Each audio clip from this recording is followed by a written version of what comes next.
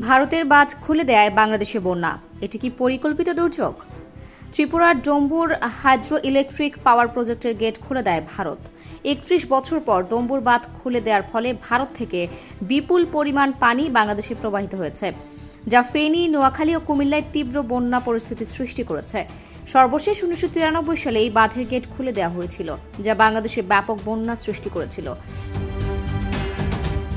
ফেনী জেলার ফুলগাজী, পরশুরাম ও ছাগলনাইয়া উপজেলায় পরিস্থিতি সবচেয়ে ভয়াবহ।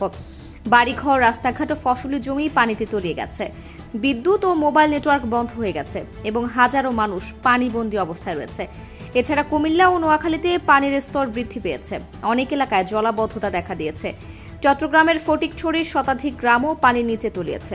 বিশেষজ্ঞদের মতে, এই অতিরিক্ত পানি প্রবাহ বাংলাদেশের বিভিন্ন অঞ্চলে বন্যার পরিস্থিতি আরও অবনতির দিকে নিয়ে যেতে পারে।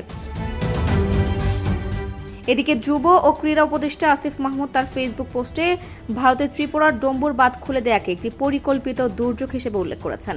তিনি বলেন, এই পদক্ষেপ বাংলাদেশের ফেনী, কুমিল্লা ও নোয়াখালী অঞ্চলে ভয়াবহ বন্যার পরিস্থিতি তৈরি করেছে।